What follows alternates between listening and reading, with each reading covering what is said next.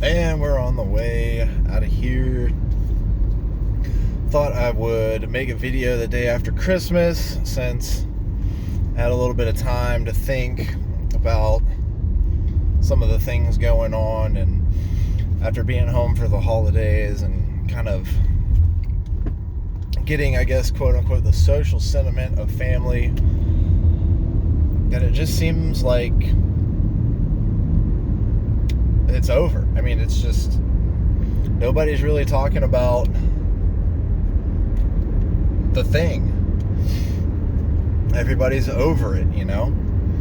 Everyone's moving on with their lives. It's just become old news at this point. And for some reason, the media and everything you see on social media and the mainstream media outlets, it just doesn't seem to back up the narrative of what's going on in real life. I mean, when I show up to work, things are normal, except for the mask. When we go home for the holidays, things are more than normal. Now, granted, we go further out of the city, so who knows what it's like for folks inside the city. But I just wanted to touch on what I thought was kind of the ultimate path. And I think a lot of people have gotten so caught up in the forest for the trees mentality about what is going on, and that's kind of the plan. That was kind of like what they wanted, was to wear people down, war of attrition. We conspiracy theorists, also quote unquote,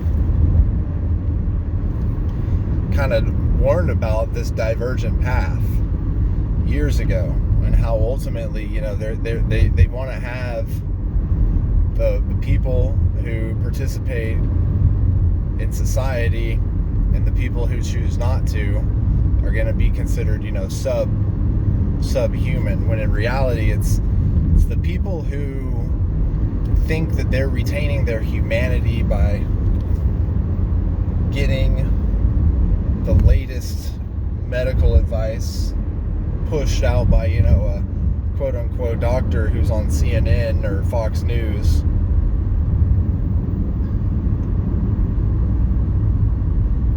Is more human than somebody who chooses not to.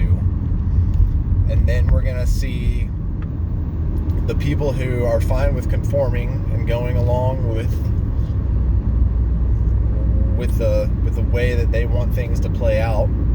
Those people will ultimately be the ones who are like early adopters of like neural net and things like that. And I think that they will be the ones to become non-human quicker by augmenting themselves with robotics and things like that. And they will be the ones to see the benefits of it early on. I mean, they will have longer lives, they will get the transplants, they will get the,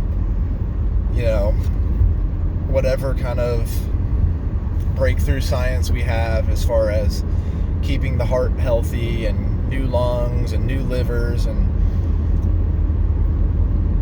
they will have longer lives. And then it will be those of us who choose to live a human life who phase out. This is one of the big reasons that there is this big push.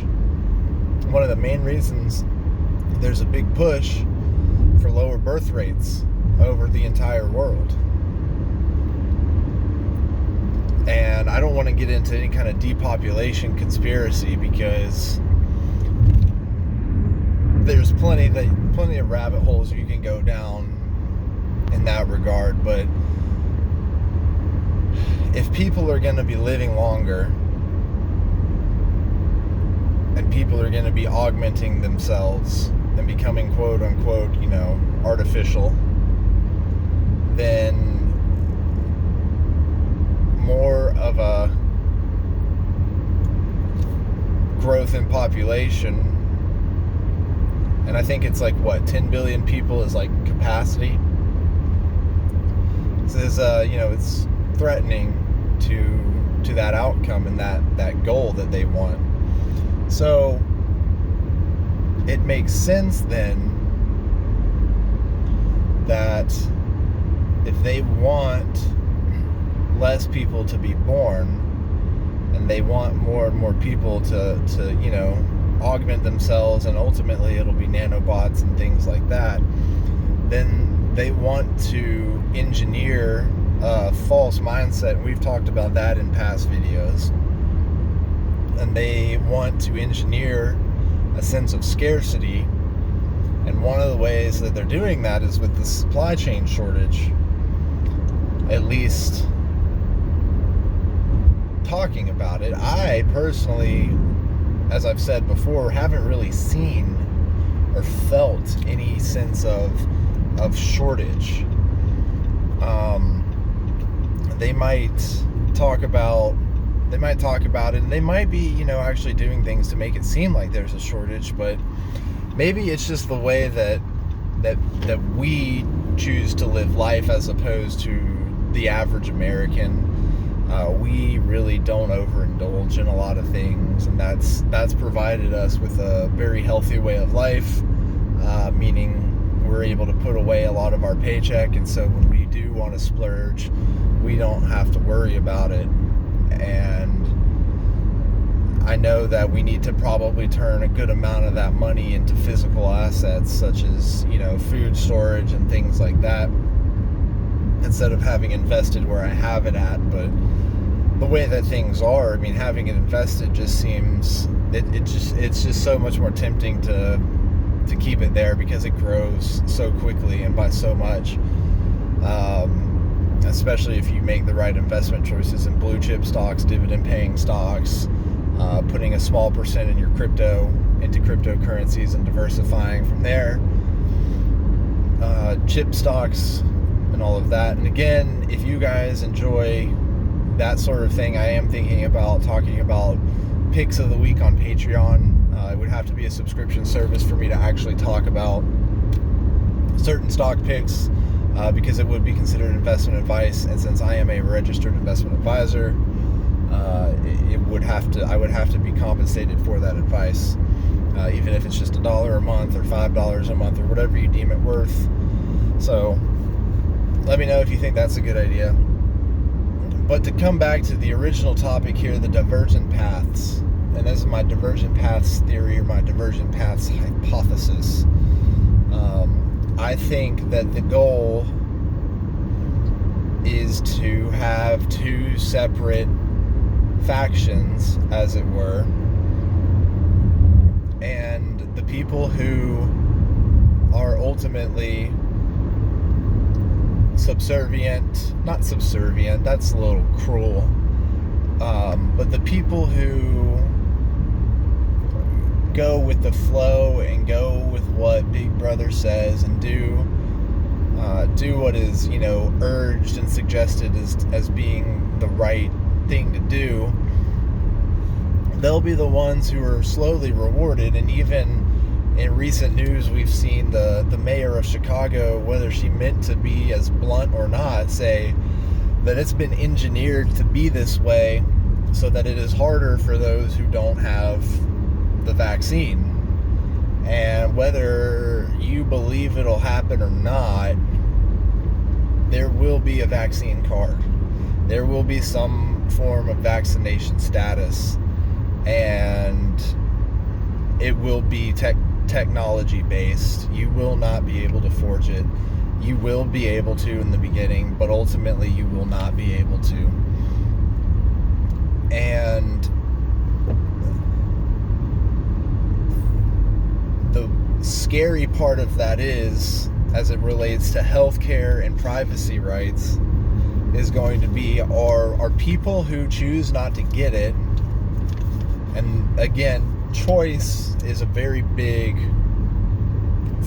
part of this. Do not let them make you believe that just because you choose not to means that you're hurting someone else, because many people choose not to get the flu vaccine every year. And as we've seen, even from the CDC's website, you can fact check the survival rates, and you can fact check many things by going to the CDC's website. It's actually quite, is it idiosyncratic is the word? Or, I mean, basically it's ironic, you know, is another way to put it. There's one part of the website you can go to get this information that'll contradict, is the word I was looking for, contradict other information put out by the media, but like it's still there on the CDC, so like the media can fact check a certain URL on their website. And this also goes for the FDA's website as well. So there's really just an overabundance of data and information that nobody really knows what to do. And it really should be about your personal health and between your doctor. I mean, I don't think that if you're healthy and you're going to have a good chance of surviving it, you know, the fact is that if you don't get the vaccine and you get it and beat it, then you're doing the herd immunity a favor, because now you're putting out germs that have the beaten vaccine in it. You know, that's the natural viral vector. That's viral vector before it was manufactured. And don't get me wrong, the vaccines are a great thing. Smallpox vaccine, influenza vaccine of 1918, 1919, 1920. I mean, you know, if there was another bubonic plague outbreak, I'm sure that we have the ability to make that vaccine. Smallpox, polio, tetanus, tuberculosis. I mean, all of these are miracles of modern medicine. And you absolutely should be getting those. I just think the scary thing is now we're trying to, you know, the old idiom, if it ain't broke, don't fix it. Well, why are we trying to make new viral vaccine technology when, the attenuated virus and dead virus vaccines work just fine? They work just fine. And they make sense to me, right? I mean, hey, here's a weakened or dead version of a bad thing, you know, an evil virus, and it's dead, and so we're going to go ahead and inject that into your body, and your body will learn how to fight it off. It's still going to attack it, and it's going to win because it's already dead. That makes sense. Why are we changing that to some form of gene therapy, to where like, oh, we're going to inject you with something that's going to instruct your cells to do a certain thing if a certain foreign contagion enters your body? It's ridiculous to me. Why? If it ain't broke, don't fix it. Well, getting back on topic here, the Divergent Paths hypothesis I have is, again, just to brush over very quickly, the people who go along with what the media says, what the military-industrial complex says, the corporate industrial complex, the tech industrial complex, and the big money, whatever's good for them behind closed doors, if you kind of go along with that, then you're going to be rewarded. You're going to have access to newer things. And then, as the mayor of Chicago said, she said it's made to be so that it's tough for people who don't have it to get around. And I think that ultimately a lot of people will just be like, okay, whatever, it's going to be a little bit harder. Well, over the course of the drip, drip, drip, drip, drip, boiling a frog, little by little by little by little, waterboarding, drip, drip, drip, drip, drip, drip, drip. I mean, that's kind of what we're doing, right? That's kind of what's happening. We're being waterboarded. We're not quite being drowned, but we're made to feel like we're drowning. And it's already gotten bad enough to where people are treating the unvaccinated, well, it's probably not as bad as it's portrayed in the media, because like it hasn't happened to me in real life, and I don't know if it's happening in the larger cities or whatever, but the media certainly makes it out to be that way, especially like the social media and the bots and the trolls, and the deep fakes on Twitter and Reddit, and the falsified upvotes and everything like that. I mean, it's definitely being engineered. You know, your viewpoint is being very very manufactured. So the people who don't go with it and choose to live the human life and don't give in to tyranny, those are the people who ultimately are gonna be seen as subhuman. And it's gonna be the people who are augmented with technology and their neural net, and their fake hearts, and you know, their brand new nanobot blood cells that cure everything and you never get sick. Those people are going to consider themselves humans when in reality they're not, and they're going to see subhumans as the people who choose to live a life that's natural to the best of our ability. And you know, it is going to be an interesting decade ahead of us. It's going to be a very interesting decade. I just hope that it doesn't get so bad as to where they're going to be withholding medical treatments from the people who choose not to give in. You know, cancer treatments, dialysis, insulin. I mean, are they going to withhold medications, schizophrenia type medications? I mean, if they wanted really to do some damage, all they would have to do is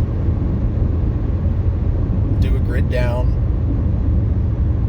create a narrative where we were hacked and the supply chain and the grid and everything, the power is out for 10 days, 2 weeks, something like that. People on life support would pass away. People on dialysis would pass away. Diabetics would,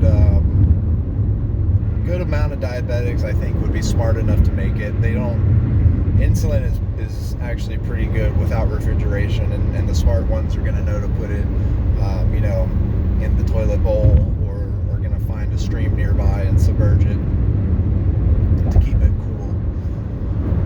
But that's what scares me, is they could manufacture a hack where the grid goes down for 7 to 10 days.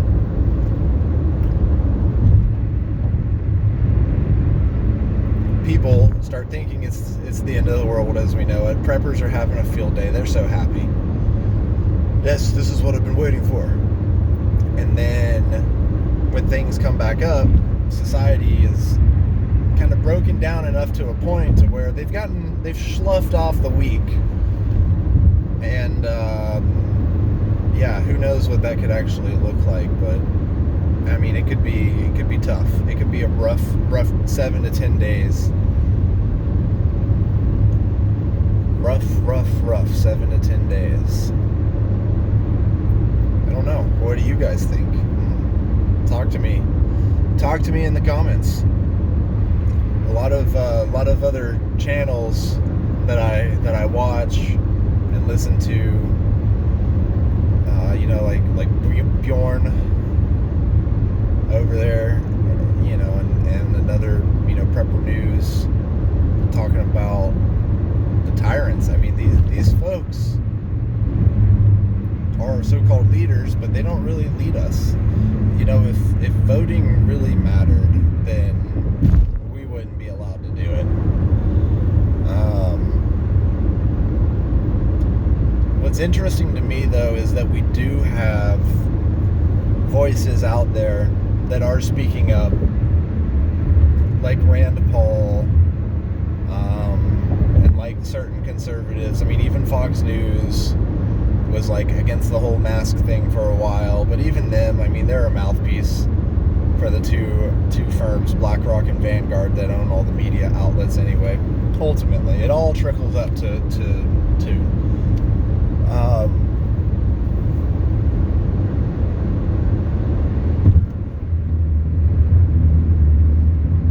I don't have much left to talk about on that, so you guys just let me know what you think. I will talk to you next time, I guess. Until tomorrow, maybe on the drive home. Yeah, let me know.